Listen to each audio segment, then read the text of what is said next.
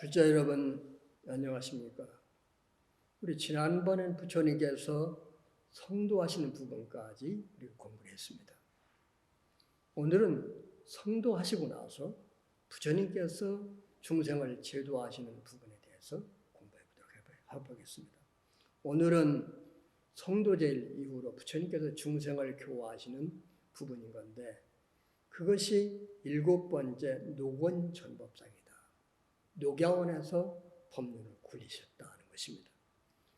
부처님께는 깨달음을 얻으시고 보리수화에서 선정의 기쁨을 이렇게 누리셨습니다. 그 기간이 49일 동안을 누리셨다고 했습니다. 그리고 하시고서는 깨달음의 세계를 다 한번 이렇게 점검해보고 정리해보시는 그런 시간을 가지셨습니다. 내가 이런 연기법을 깨달았지만 정말로 내가 또 중생을 제도할 적에는 어떤 방법으로 제도를 해야 될 것인가, 이런 것도 굉장히 또 나름대로 고민을 해보셨겠죠. 근데 그때 마음에 이르는 것은 내가 너무나 어렵게 깨달은 심오하고 미묘한 법을 정말로 중생들이 이 어려운 법을 과연 깨달을 수 있을 것인가. 세상의 감각적인 욕망과 의욕락에 물들어 있는 중생들이 이게 정말로 어렵게 얻은 이 고준한 법을 정말로 얻을 수가 있을까? 알아들을 수 있고 이해할 수 있을까? 이런 생각이 미치자 부처님께 침묵을 지킬까? 그렇게 망설였습니다. 그때 하늘의 천신이 부처님 마음을 아시고 부처님께 간절히 법을 청했습니다.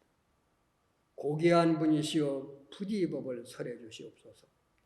이 세상에는 눈에 티끌이 덜 낀 존재들이 있는데 법을 듣지 못하면 타락할 것입니다. 분명히 법을 이해하는 자들이 있을 것입니다. 이렇게 범천의 권청을 받으신 부처님께서 3번 권청을 하자, 내가 법을 살아야 되겠구나, 이렇게 마음을 결심하였습니다. 그리고 보니까 먼저 두 스승은 알라나 깔라마라든가 우따까 라마뿌따 스승은 이미 세상을 떠나셨습니다.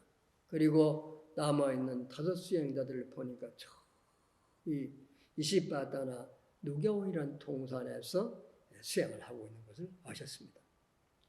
부처님께서 선수 탁발을 하시면서 걸어가지고 녹야원에 다 이제 이르려니까 녹야원에 있었던 5 수행자가 보니까 먼저 타락했다는 시다라 고타마가 오니까 고타마가 오게 되면 우리가 대접도 하지 말고 시중도 들지 말고 그냥 자리에 그냥 앉도록만 하자, 이렇게 약속을 했는데 부처님이 점점 이렇게 가까이 올수록 그 부처님의 우유의 그냥 또 빛나는 그 형상의 광희에 그냥 다 감명받아가지고 감복되어서 한 사람은 물을 떠오고 자리를 만나고 발을 때려보고 다 부처님께 이제 앉기를 청했습니다. 그러면서 그 한 수행자가 물은 거예요. 당신은 아우소 고따마요. 아우소라는 것은 벗을 얘기할 때 아우소라는 것입니다. 인도에서. 당신은 신색과 피부가 대단히 좋고 청정하며 상호가 원만하고 광명이 넘치고 육군이 청정합니다. 아우소 고따마시여, 그대는 좋고 미묘한 감로법을 만났거나 청정한 감로의 성도를 얻었습니까? 그렇게 물으니까 부처님께서 그대들은 나를 아우소 벗이라고 부르지 말라. 나를 열애라고 부르고 고따마로 부르지 말라. 나는 이미 감노의 도를 발견하고 증득하였다. 나는 일체질을 완전히 갖춘 부처로서 고요하고 번뇌가 없어서 마음에 자제함을 얻었다. 이렇게 말하니까 수행자들이 정말로 달라졌다는 거죠. 달라졌지만 의구심이 생기는 거예요. 고따마시여, 당신이 옛날에 우리와 같이 있을 적에 극심한 고행을 하면서도 깨달지 못했잖아요. 그런데 당신은 고행을 포기하고 화려하고 편안한 생활을 돌아갔는데 어떻게 깨달을 수가 있겠느냐. 그러니까 지금까지 내가 깨달음을 얻었다. 또 완전한 고유한 그 높은 번뇌를 다 주고받고 마음에 차지함을 얻었다. 이렇게 말한 것도 들어본 적이 있느냐. 또 내가 상호가 이렇게 광의하고 그 너무나 평화롭고 빛나는 모습을 봤느냐? 보지 못했습니다. 나는 이런 법을 얻었으므로 나 이 훌륭한 깨달음을 얻었기 때문에 나에게 이 가르침을 듣는다고 하면 틀림없이 그 사람들도 열반의 세계에 깨달음 세계에 갈 수 있다. 나는 그 법을 가르치기 위해서 여기에 왔다. 이렇게 말했습니다. 이렇게 3번을 들으니까 이 사람들이 전에는 정말 이런 법을 한 번도 말한 적이 없다. 이런 말을 한 번도 말한 적이 없다. 그렇다면 곧 따라하면 시타르다가 분명히 깨달음을 얻은 성자 붓다가 된 것이 분명하다. 법을 듣겠습니다. 이렇게 말을 하고 조용히 앉아서 법을 청했는데 그때가 바로 뭐냐면 부처님께 깨달으시고 나서 2개월 후 6월 보름날이다 했습니다. 그래서 그때 이제 노교원은 처음으로 5 수행자를 위해서 법을 설하신 것이 경전이 초전법문경인 것입니다. 수행자들이요. 수행자가 추구해서는 안 되는 2가지 극단이 있다. 한 극단은 욕망을 따라서 감각적 욕망에 몰두하는 것으로 이것은 열등하고 세속적이며 성스럽지 못하고 유익함이 없는 것이다. 또 한 극단은 고통에 몰두하는 것으로 이것 또한 고통스럽고 성스럽지 못하고 유익함이 없는 것이다. 열애가 올바르고 완전하게 깨달은 중도는 법의 눈을 갖게 하고 말이죠. 지혜를 얻게 하고 평온하며 수승한 암과 바른 깨달음과 열반으로 인도한다. 그렇다면 열반으로 인도하는 중도의 가르침은 뭐냐? 바로 8정도인 것이다. 바른 견해와 바른 생각, 바른 말과 바른 행위와 바른 생활과 바른 노력과 바른 알아차림과 바른 마음 집중인 것이다. 이 8정도를 닦아서 나 열에는 그 붓다가 된 것이다. 내가 그대들에게 구체적으로 어떻게 마음가짐을 가져서 깨달음의 길로 가는지를 지금부터 설명하겠다. 그것은 바로 사성제인 것이다. 4가지 성스러운 진리인 것이다. 첫째는 고생제인 것이다. 고성제. 중생의 삶은 불안전하고 고통으로 가득 찬 현실을 바르게 봐야 된다.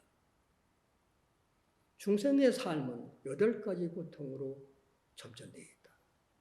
생로병사, 우비고뇌, 그리고 사랑한 사람을 못 만나는 고통이 있고, 미워하는 사람을 만나는 고통이 있고 말이죠.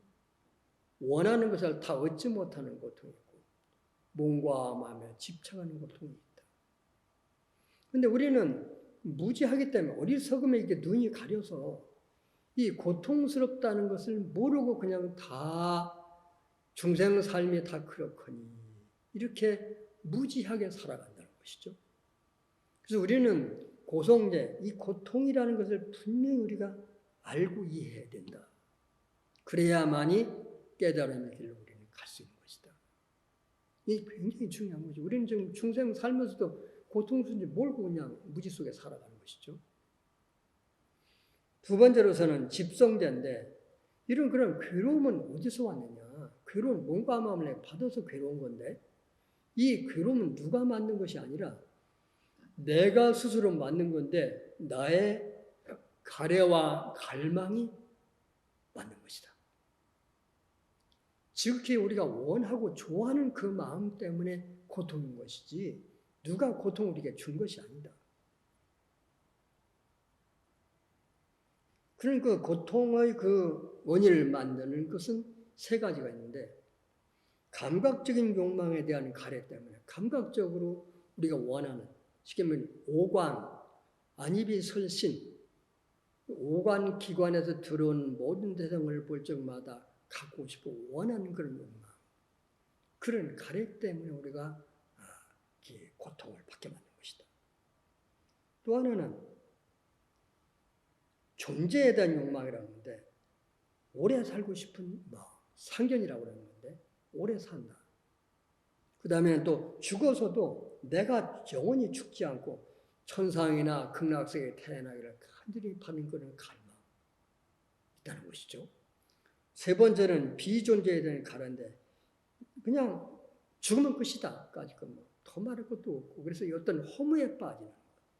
또 허무에 빠지는 것도 있지만은 또 좌절과 실망, 더 나아가서는 그런 어떤 자기의 삶이 너무나 무너졌을 적에는 우리가 어떤 자살하는 것 이런 것들도 모두가 다 비존재에 대한 죽으면 끝인데 뭐 그렇게 무슨 어떤 사람을 보면 목숨을 끊는 사람도 있잖아요. 비서리 갚지 못하거나 또 불명예스럽거나 많은 고통이 있을 때 고뇌가 있을 적에 스스로 목숨을 끊으면 끝이다. 이런 마음을 가지고 죽었죠. 얼마나 그 마음이 강렬했으면 그 가래가 욕망이 강했으면 자기 목숨을 스스로 끊냐는 말이야. 약을 먹는다든가 죽을 적에 그 가래가 비존재에 대한 가래가 너무나 강력하기 때문에 죽는 것이다. 이러한 것들이 우리로 하여금 고통을 받을 수밖에 없는 생사윤회를 할 수밖에 없는 원인이 여기서 만들어지는 것이다. 그렇기 때문에 우리는 집성제는 반드시 우리는 끊어야 된다. 제거해야 된다. 그렇지 않고서 우리가 고통스러운 중생의 삶을 변할 수가 없다. 이렇게 말씀하신 것입니다. 세 번째로서는 멸성제인 것이다. 고통의 소멸에 대한 진리인 것이다. 우리가 가래가 남김없이 소멸되고 가래를 놓아버리고 포기해버리고 번뇌로부터 완전히 해방되어서 집착이 없는 것이 멸성제인 것이다 했는데 그럼 멸성제는 무슨 말이냐면 고통이 없으려고 하면은 가래를 일으키지 않고 가래를 일으키지 않으려고 하면 갈망의 그런 그 불쏘시개에 있는 갈망의 그 장작을 더 집어넣지 않으면 된다는 것이죠. 갈망의 마음을 더 일으키지만 않으면은 열반 멸성제를 얻는다는 것이죠. 그러니까 이제 굉장히 좀 중요한 거죠. 그러니까 이것을 멸성제를 성취하기 위해서는 멸성제를 반드시 내가 이루어야 된다. 얻어야 된다는 그 마음이 간절해야 된다는 것이죠. 그렇지 않고서 열반을 구할 수가 없다는 것이죠. 그러기 위해서는 내가 갈망을 내려놓고 갈망을 내가 줄여야 되겠다. 그런 마음이 간절해야 된다는 것입니다. 네 번째는 도성제인 것이다. 괴로움의 소멸로 인도하는 것이다. 아까도 말씀드린 바 8가지 팔정도, 그 팔정도를 실천해야만이, 이 팔정도는 이론이 아니라 실천에 수행해야만이 되는 진리인 것이다.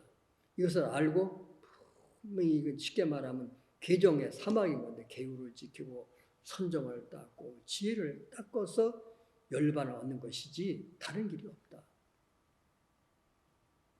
고진멸도인데 다시 우리가 수행하는 길을 본다고 하면 직고도멸이요.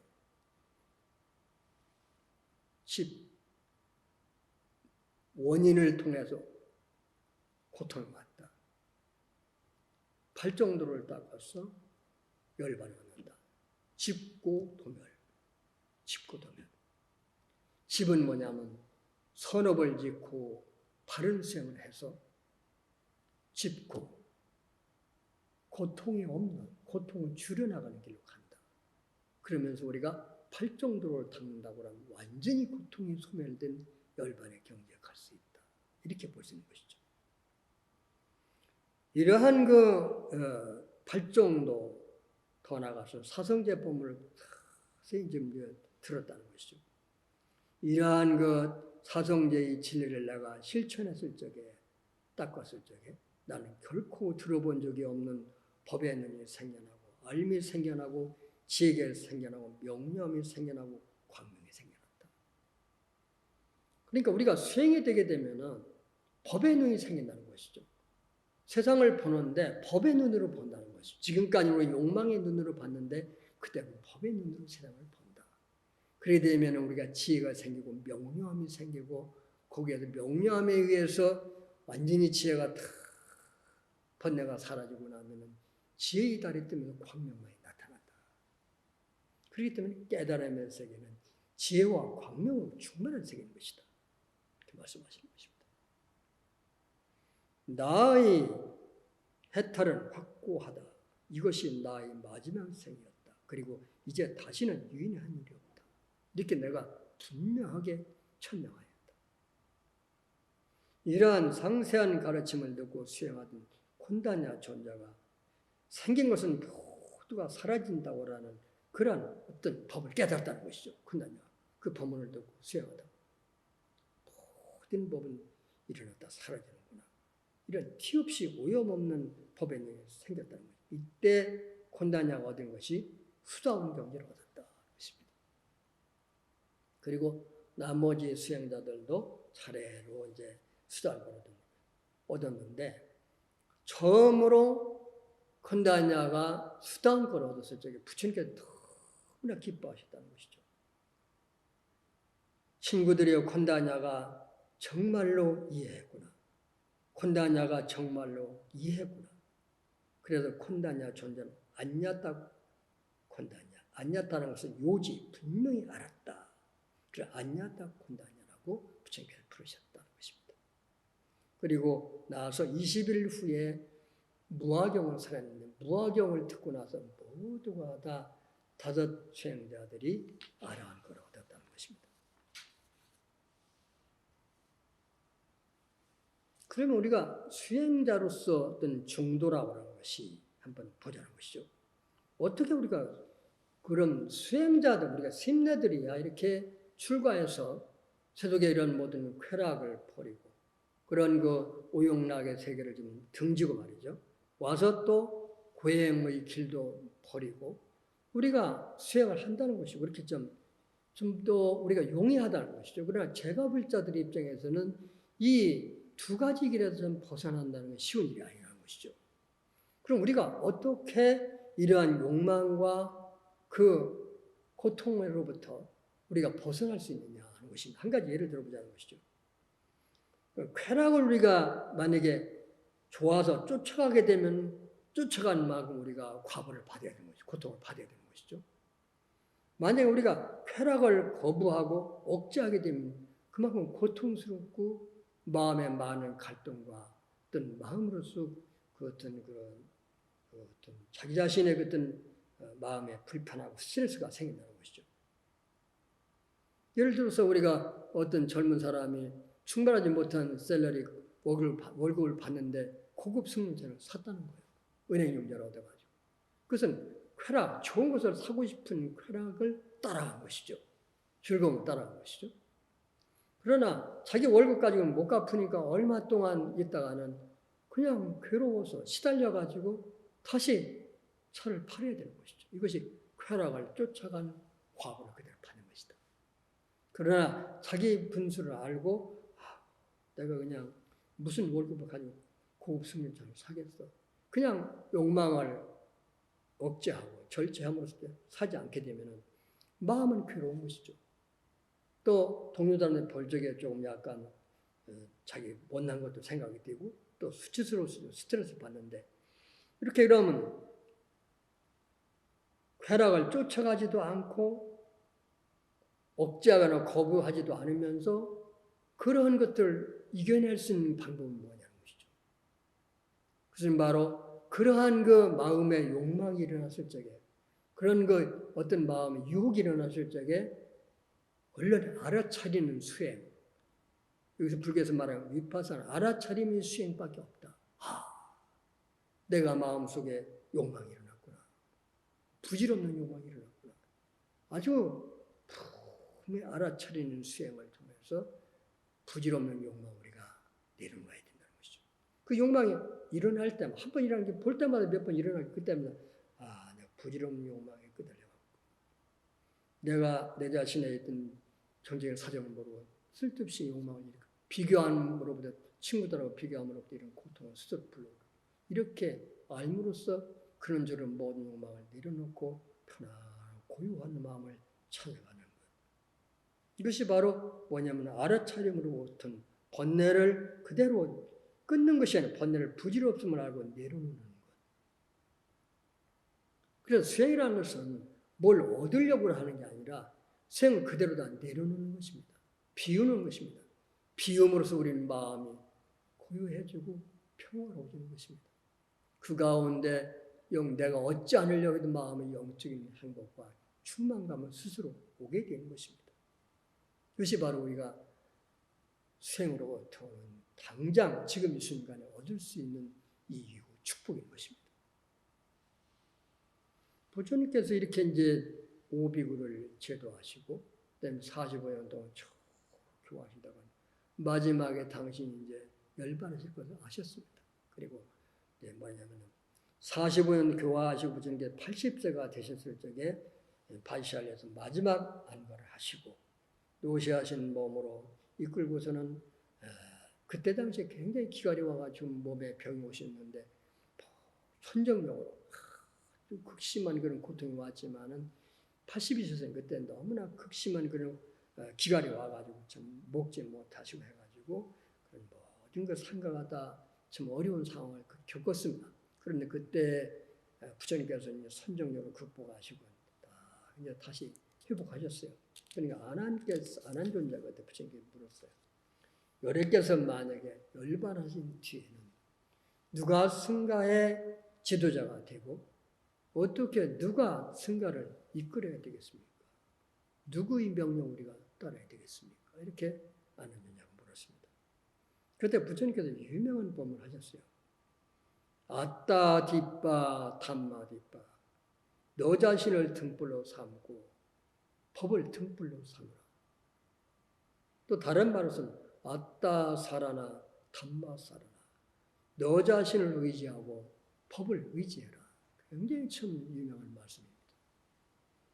어떤 분들은 뒷바가 섬도 되고 등불도 됩니다. 인도나 스리랑카에서는 바다를 끼고 있는 나라이기 때문에 위험했을 적에는 섬으로 피해야죠. 그럴 때 그쪽에서는 섬이라고 번역을 많이 합니다. 근데 우리나라 쪽에서는 중국인 우리 쪽에서는 섬이 많이 있는 게 아니라 그래서 우리 쪽에서는 외려 등불이 더 친근한 것이죠. 어두울 적에 등불을 들고 길을 밝게 가는데 저분들은 위험이 왔을 적에 섬으로 피해야만이 안전하기 때문에 뒷발을 섬으로 번역을 했기 때문에 오늘날 보면 모두가 섬으로 다 번역을 했는데 제가 볼 적에는 섬과 등불을 두 가지 번역을 하는 것이 굉장히 일리가 있겠다 생각이 됩니다. 그래서 안하나 내가 열반에 든 후라도 말이죠. 끊임없이 노력하고 반주하며 세상에 대한 탐욕을 버리고 선염조 수행을 항상 닦으면은 그 사람은 틀림없이 깨달음의 세계에 이를 수 있다. 그리고 나는 3개월 후에 열반에 들 것이다. 하시고 이제 구시나가라로 향해서 이제 가시는데 그때 구시나성을 가시다가는 빠오라고 하는 그 마을에 도착했는데 그때 그 금세공업자 춘다가 부처님 일행을 보고 신심이 나가지고 공양청을 했습니다. 그 이튿날 가니까 그 춘다가 준비한 공양 음식이 숫가라 맞다와라고 하는 음식을 준비했는데 이것이 이제 그 인도에서는 뭐라고 하냐면 돼지고기를 와 그 버섯을 넣어서 조리한 음식 이렇게 번역을 했습니다. 그런데 또 벵갈에서는 그 숫가라 맞다와라는 것이 야생토란이라는 것입니다. 야생토란은 독성이 있는 것이죠. 제가 볼 적에는 그 돼지고기에다가 그 버섯을 섞은 그 요리보다는 외려 야생토란 요리를 했다는 것이 훨씬 더 좀 신빙성이지 않나. 제가 미얀마에서도 또 인도에서도 그 야생토란을 많이 봤습니다. 보면은 습지에서. 그래서 그때 많이 흔하니까 그 아마 야생토란을 요리하는데 독성을 빼야 되는데 시간이 없으니까 독성을 빼지 못하고 음식을 준비했지 않나, 드렸지 않나 이렇게 생각이 들어갑니다. 부처님께서도 그 음식을 보시고 이 음식은 붓다 외에는 소화시킬 사람이 없으니 땅에 묻도록 해라. 춘다 이렇게 말씀했습니다. 춘다가 땅에다 묻으니까 아주 그런 연기가 땅에서 솟았다고 하는 것이죠. 그만큼 독성이 있다는 것이죠. 그래 그 춘다가 주신 그 음식을 드시고 아주 심한 폭통을 일으키고 설사하셨다 했습니다. 그렇게 부처님께서 특별함을 보고 춘다가 너무 슬퍼하는 것 보시고선 부처님께서 춘다를 이렇게 위로하셨습니다. 춘다야 세상에는 두 가지 훌륭한 공양이 있다. 하나는 열애가 성불하기 이전에 올린 공양이고 하나는 열애가 열반에 들기 전에 올린 공양이 가장 으뜸 가는 공양이다. 내가 올린 공양한 열애가 열반에 트는 길목에서 올린 공양이기 때문에 수승한 공양이니까 걱정하지 마라. 이렇게 위로하셨습니다. 그러고 나서 이제 부처님께서 사라 상수가 있는 히란야바티라는 강을 건너가지고 사라동산에 있는 사라 상수 밑에 이르러가지고 아난한테 북쪽으로 사라 상수 사이에 머리를 북쪽으로 두도록 자리를 마련하거라. 그리고 하고 나서 부처님께서 이제 다리를 포개셔가지고 한독다리를 그에 놓으셔가지고 마음 챙김을 유지하시면 확인이 누워 계셨다는 것이죠.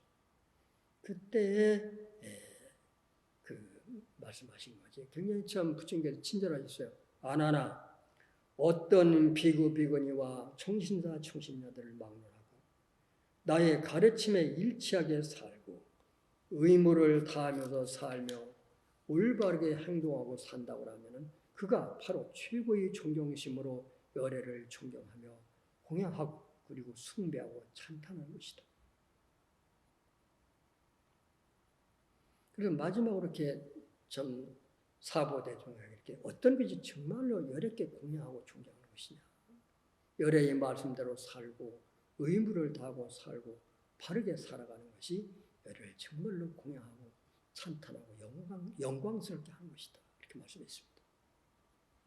그리고 그 구시나 나라에 있던 고행자 수바다라는 사람이 100세가 넘었었죠. 마지막으로 부처님을 뵙기를 청해가지고 3번 청하니까 아나나 수바다를 들어오도록 해라. 그 사람은 나의 마지막 제자가 될 것이다. 8정도를 쌓여가지고 수바다를 마지막 제자를 받으셨어요. 3계와 8정도를 설하니까 그 법문을 듣고 수바다가 깨달음을 얻으셨다는 것입니다. 그래가지고 나서 마지막으로 당부하신 것이 모든 형성된 것은 변화나니 부지런히 정진하라.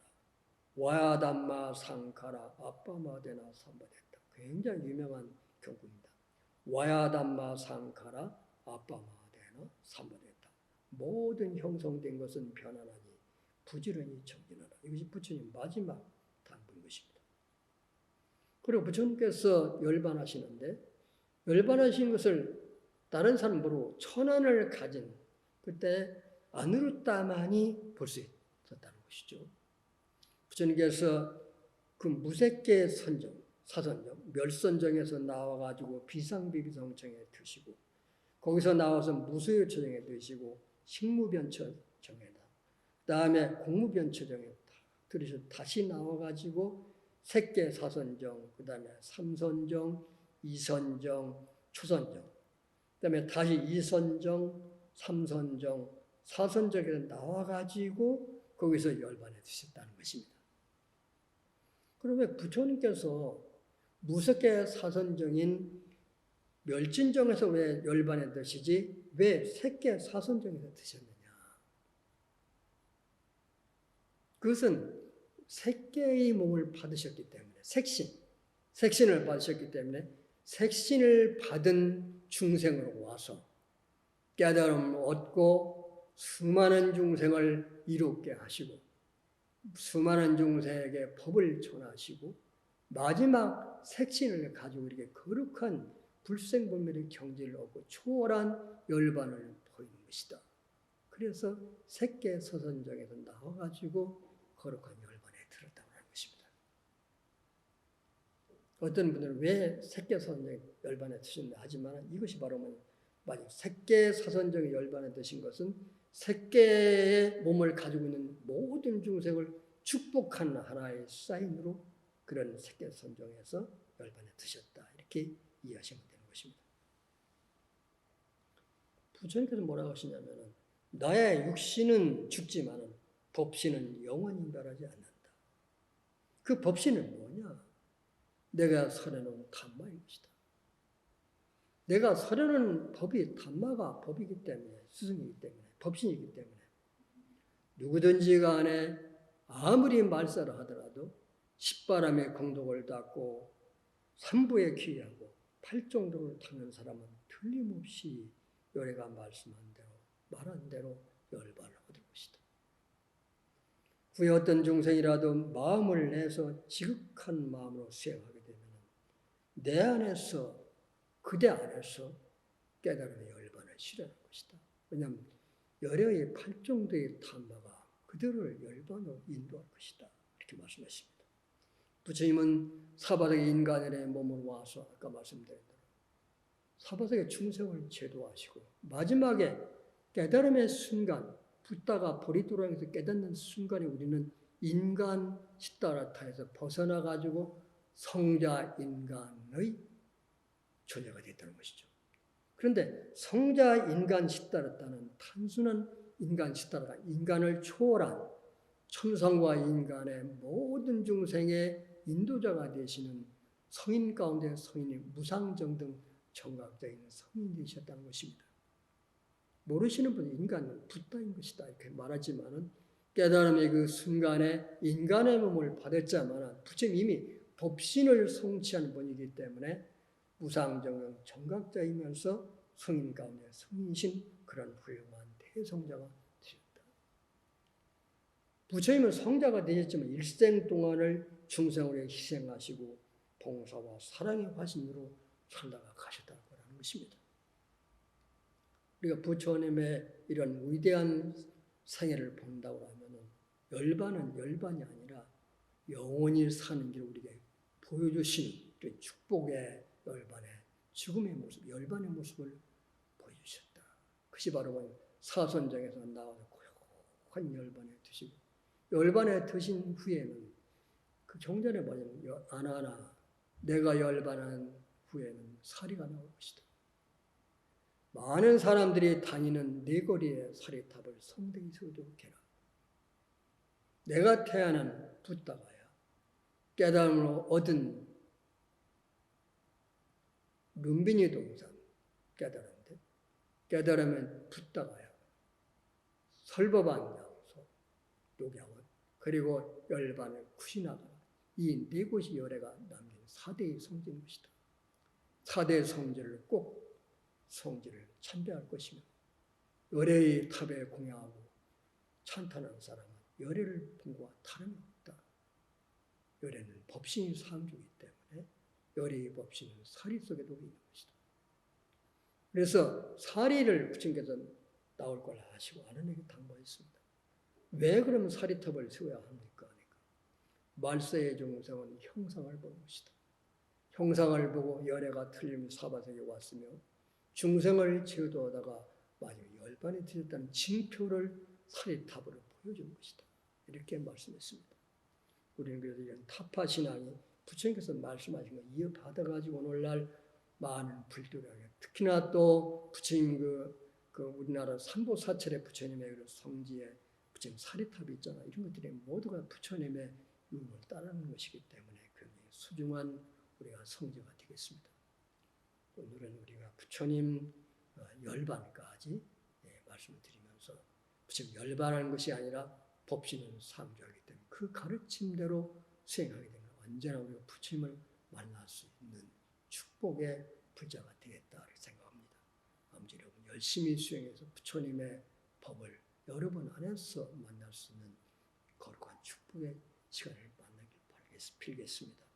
부처님께서 이렇게 열반까지 탄생의 열반까지 한번 짚어보는 그런 법문 시간을 가졌습니다. 여러분 모두 탄마의 축복을 빌겠습니다. 모두 성불하십시오.